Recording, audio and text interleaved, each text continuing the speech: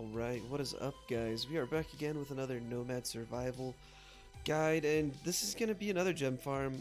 Just been messing around trying to see the highest amount of multiplier that we could get without stressing ourselves out too much basically.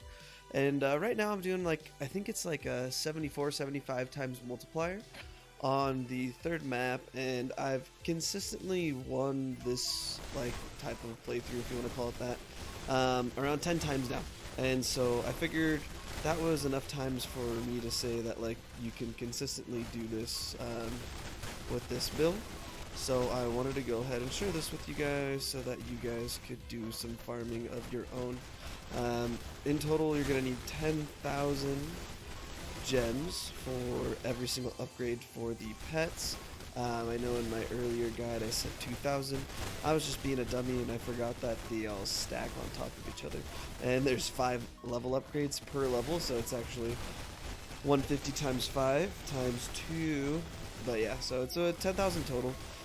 But it hasn't been too bad farming for everything, so we're going to go over this build that I'm doing right now, and it kind of revolves all around our good friend, the cheese character, the Whisperer.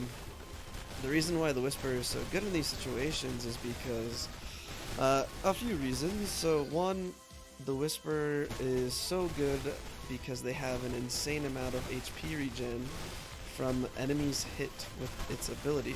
So every single enemy you hit with your ability, you get 10 HP, and that is a lot. So that's definitely super consistent. And then you just play around Purifying Circle, which is probably the best persistent DPS around you. And then you want to make sure you get your character evasion up, as well as a material cloak, and then you kind of fill in the rest as you want. I went, if you saw, I have my defense maxed out, and that's just because for the few amount of times that I do end up getting hit, I want to make sure that I take as little damage as possible.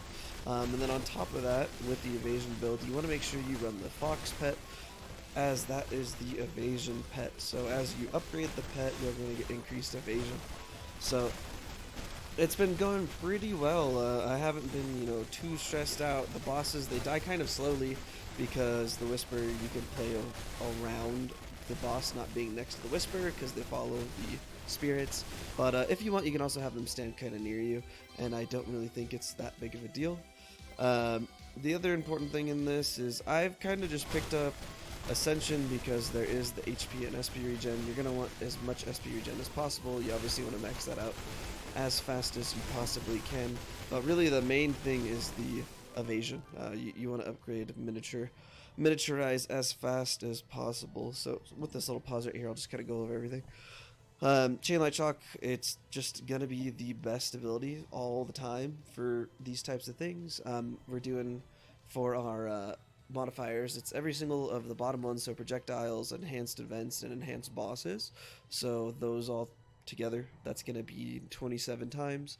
We're doing 500% HP for the enemies, and then we're doing 50 to 60 reduced movement speed. You could do all the way up to 90, and then play around the Ascension Relic. That gives you 50% movement speed, as well as Immaterial Cloak level 10, which doubles your movement speed. And you're not really moving around that often. I just want to make sure that I can get to these crystals eventually. It's not the most important thing in the world. I just want to make sure I can get there. You can also kind of play around getting the skulls that wipe the whole map, as those will take care of the crystals, but it's just not as consistent.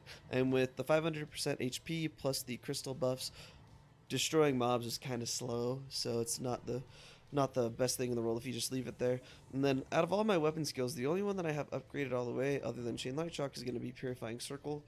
Purifying Circle is really good. It does a lot of persistent damage around you, and when you're playing the Whisperer, all the mobs are still going to go towards you outside of the boss. And so you just play around making sure you have persistent damage around your body. I've been throwing in Death Sting. This is huge. This 1% chance, and then, even if you get it up to level 10, it has a big bonus. But even just the 1% chance, if you're using abilities like the Whisperer's weapon skill, Purifying Circle, Colorless Glyph, and I used the Infernal Ray because it's also nice, consistent damage that hits multiple times. That 1% chance is going to proc often, so this really helps you get through the early levels as well as the later levels. Helps you level up faster because that 1% chance is actually very, very high. So, other than that, I pick up 1 Vitality. I never grab the percent HP increase unless I'm going to like die or maybe I'm like lower HP than I like. So I just pick it up then, fills you back to full. I've been playing the Nomad class because you want those extra rerolls because getting miniaturized up as fast as possible is so important. So you definitely want to play around that. That was a wasted one. But then for the rest, like, you can kind of fill in however you want. I don't have an HP regen or anything like that. I picked up 1 daggers because I got one of the relics, and I just wanted to get the, bonus from the 6 extra bounces from the relic. And so we're about to get to the last boss here. The last boss is actually the least worrying one. It's kind of funny how that happens. I kind of worry a little bit about the first boss, but the second and the third generally aren't that bad in this type of situation. The third boss, it's frustrating because it can hit you, but because its ability is technically a projectile, you don't take damage that often from it when you have the Whisper with a lot of SP regen. So that is one of the nicer things about this build, is that you just don't have to worry about it that much. I also did get the second boss's weapon skill. If you can see my little pig riders, they're pretty funny. But I've had that help me deal damage. But as you can see, that ability from the third boss, the fire, it doesn't hit me while I'm in my spirit sense. I don't know what you want to call that, honestly. And then yeah, you can honestly play very close to this boss because you don't have to worry about it. And then as long as you're hitting something, and you can kind of help it stand inside the purifying circle by guiding it with your spirits. It's a pretty simple, straightforward thing. So look at the damage Chain Light Shock did. That's why it's so important. 73 million. It's insane. Purifying Circle did really well too. Spectral Swords, just you pick one up because it just helps so much with the Whisperer's ability. Infernal Ray actually did good work, and Colorless Glyph was actually pretty bad. So I think that's always a good time with Colorless Glyph. I mean, I picked it up kind of late, and I only had a couple Infernal Rays, so these aren't really important, but this is still pretty awesome. Look at that damage taken, though. That's a lot. But yeah, so this has been a pretty simple, straightforward playthrough. You get about 680 gems per run, and if you're going for 10k, that just means you need to do about like 15 runs for you to get 10k gems, and then you'll be done.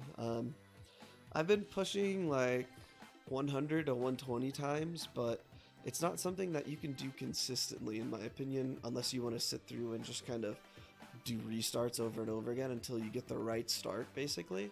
And that's not the most fun in the world, in my opinion. It's also not the most consistent way to farm the gems. So if you're trying to consistently farm gems and kind of get up as fast as you can, this I think is a very comfortable amount right here. Let me go to the title screen so I can see exactly what multipliers I was doing.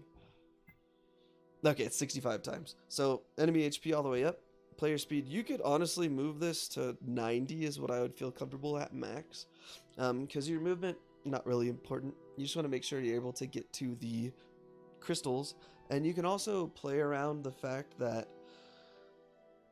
crystals spawn depending on where you're standing. And so like in that last map, you guys didn't see it, but you can actually get 3 crystals to spawn in the same spot.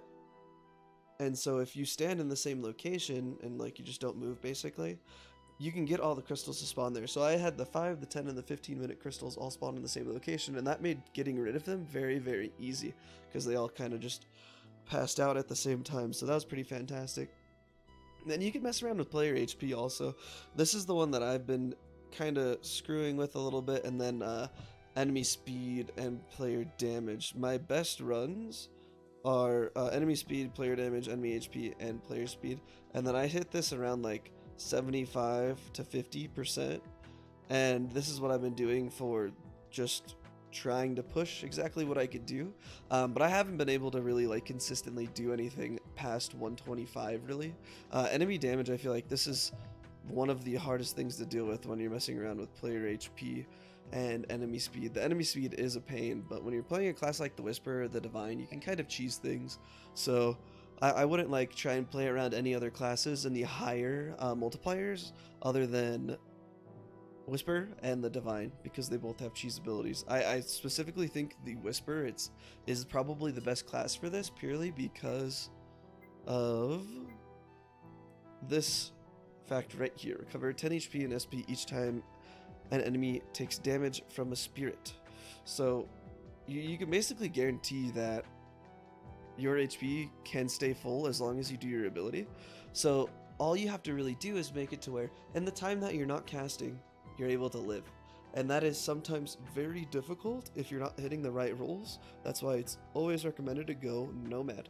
So for what I was doing 65 times, you'll just, you know, do this. You can get anywhere from, I was playing at 50 on that last one, or 50-ish. So you can get 65 all the way up to 75 if you want to do no movement, which plausible, but not the easiest thing with the crystals. But this is a very easy and consistent build for this type of gemstone farming. So this will make it to where, in my opinion, you don't have to waste as much time getting all the gems for the pets. So there you go. That is everything. If you guys have any questions, let me know down below. And I will definitely try and find a even more consistent higher multiplier for you guys so that we can do it just a little bit faster, because I know gemstones are going to be used for other items in the future. So we're obviously going to be farming these for a while. So until then, I will see you guys on the next one, and thank you so much for stopping by and watching the video.